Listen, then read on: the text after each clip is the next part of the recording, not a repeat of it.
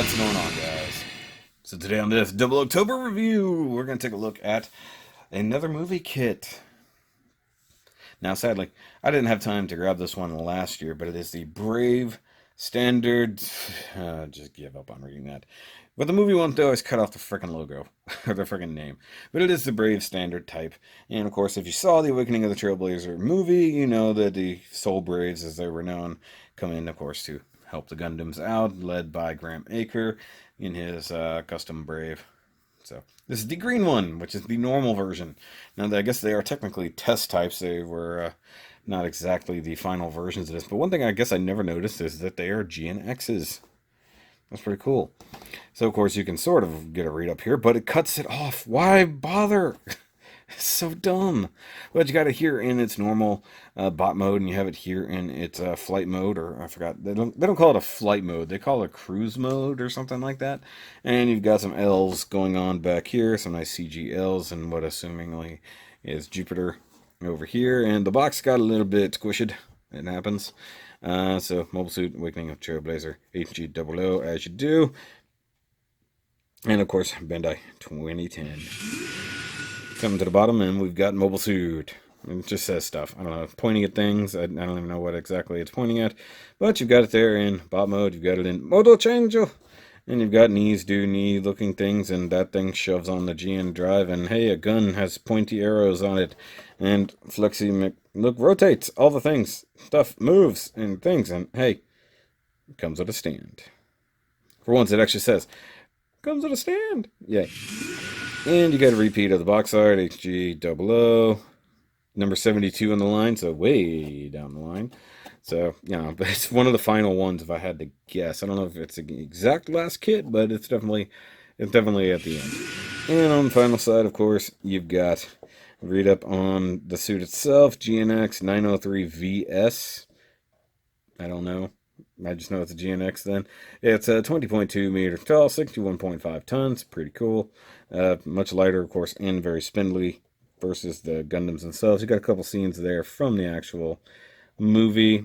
I actually appreciate the movie. Actually, I think they're flying with a root right there. That's pretty cool. Stand position front, stand position rear, cruise front, cruise rear. That sounds weird. And you got a warning right there that Braves can poke out your 3-year-old's eyes. But, of course, if you're 18, that's perfectly fine. And 1,600 yen. Nice affordable kit. I believe I got it for like 18, something like that, roundabout. Not a big deal. And of course, it is illustrated by Nachika Morishita, favorite artist pretty much of all time. New Brave, still upside down. Yep. All right, guys, let's go ahead and get to the review. Brave Standard Type.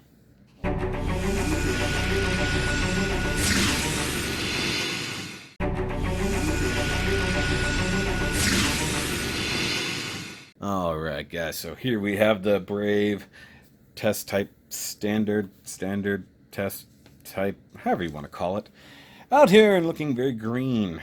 And I like how it's not like a very like foresty green. It's actually kind of a, I don't even know, it's almost got a little aqua in there, something. It's dark sea foam. I don't know, it's a very dark, not dark, but it's a totally different green than I would have expected.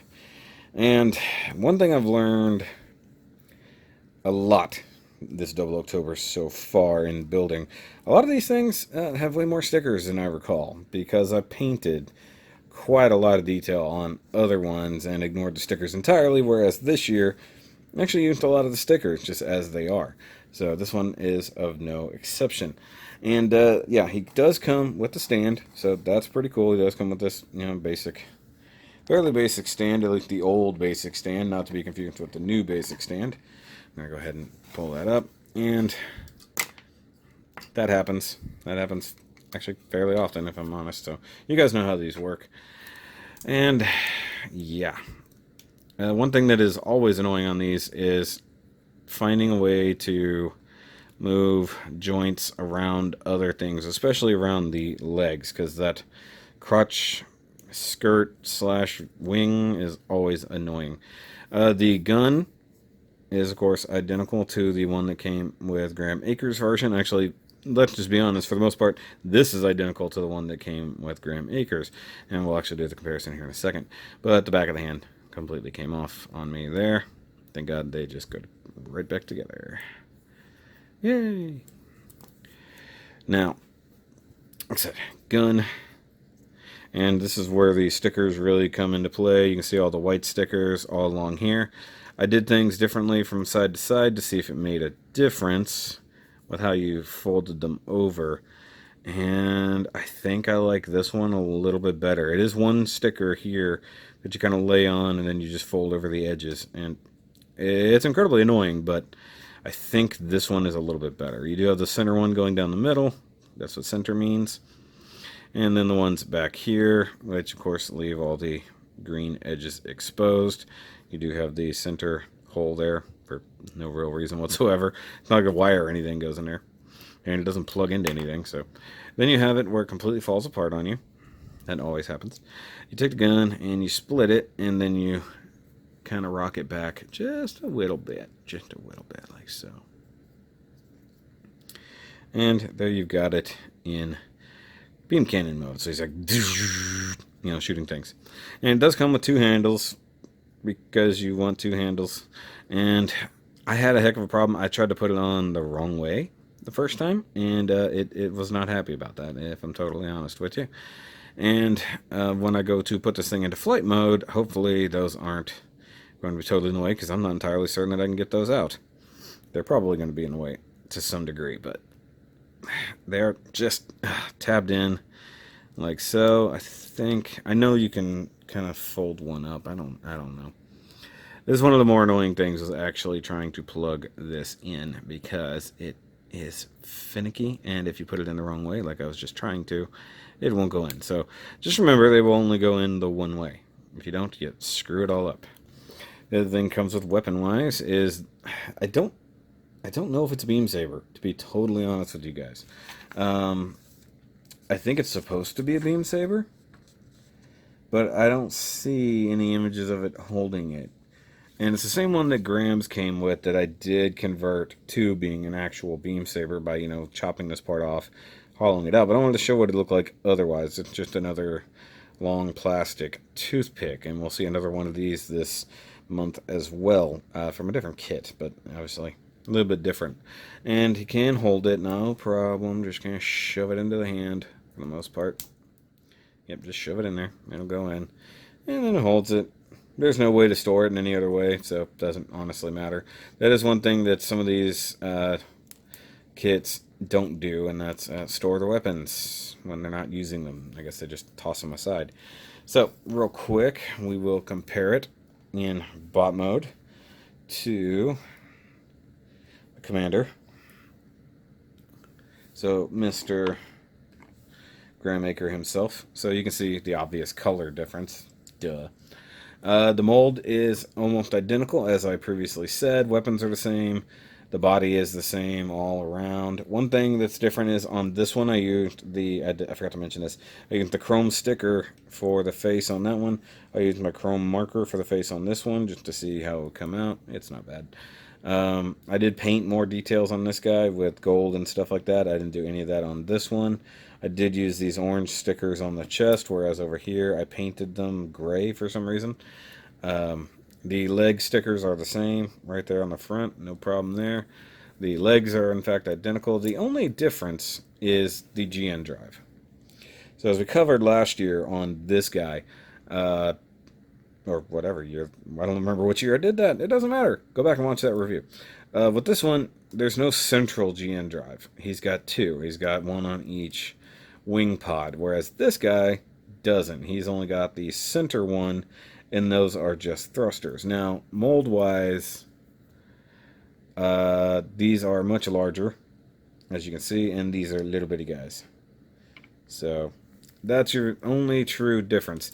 Now you're saying, hey, there's one more difference I just noticed. There's a cable hanging out the back of his head. This is true. This one also comes with that wire. I just hate using it. It serves no real purpose, because it is supposed to plug into the back of the weapon or something like that. Why is my camera confused? It's supposed to plug into the back of the weapon or something like that. It's kind of left over from his other suit designs. where it needed to power up the beam swords or stuff like that. So I don't know. I don't know that it really serves a purpose other than that. In fact, I don't even think you see them on screen. So I don't bother, but they do plug into the back of the head, which, because now my focus is all wonky. My phone has not known where to focus lately, so I'm going to have to figure that part out. But they usually plug in right there, and like I said, I don't believe there's anywhere else for it to go. So, it is what it is. Now, because I have transformed it before on screen, you can go check that out in the previous video. But for now, I'll go ahead and transform it off screen, save a little bit of time, and we'll look at this guy in cruising mode.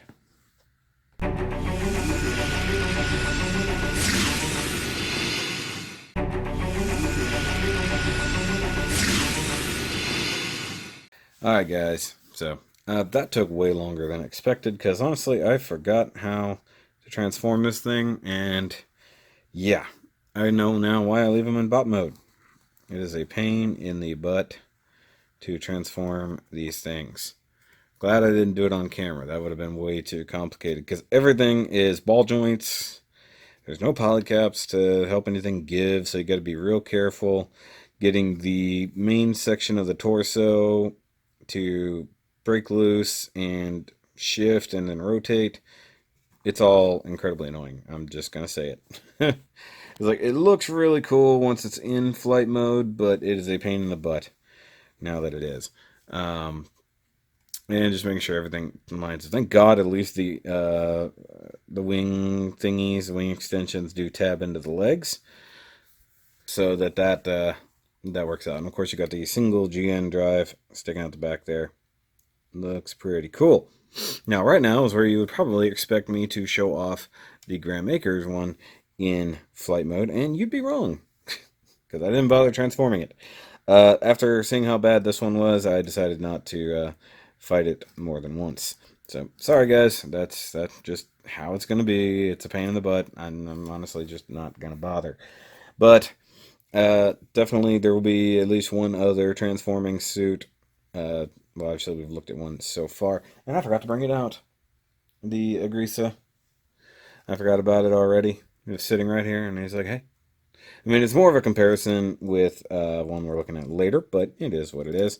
So, Brave is pretty cool. I dig it. But it's pain in the ass. It really, really is. Though, if you're a completionist like myself, you're going to have it in your collection, especially if you already have the Graham Aker suit. And if you're going to troop build with it for some reason, so that you can have the full Brave squad, which is probably cool. Not gonna lie, I'm just definitely not this year for sure. As a kit goes, it's actually fairly easy to put together. I think it took me not even 2 hours, and I don't think I did any paint work on it. So, unlike a lot of the kits that we're looking at this season, or this month, I should say, there wasn't that much paint work to do. So some of them, as we'll see, especially next week and week after, there are a lot of paint detail to be added to other ones. But this is something you can definitely tweak on your own, like I did with Graham's, where I added some gold details and stuff like that. But if you want to go there, by all means, especially if you want to paint the blade on this thing or replace it like I did on the first one, you can do that. But all right, guys, this is a fairly short review as it is, so let's just get on with it. So, guys, if you like this video, go ahead and give me a thumbs up. If you are new here for some reason, go ahead and hit that subscribe-ish button. Of course, Double October is something we do, or have done at least, for the last couple of years. So go check out the previous Double October playlist. They'll be up there in the card and probably at the end screen as well. And go check out the previous Brave if you need to go see that. And along with all the other Graham Aker suits that I can get my hands on. There's still 2 that I want to get that I have not seen a re-release of just yet. So there's always next year, guys. If you want to grab a Double October shirt, by all means. Here's the look right there. Of course, if you want to grab a hoodie, a regular t-shirt, female t-shirt, if you really want, a mug even, you can also do that. But you could also grab 4 of the normal t-shirts because they come in all your favorite Gundam Meister colors. That's right. I plan that. I'll catch you guys on the next review. And so remember, as always, keep on building.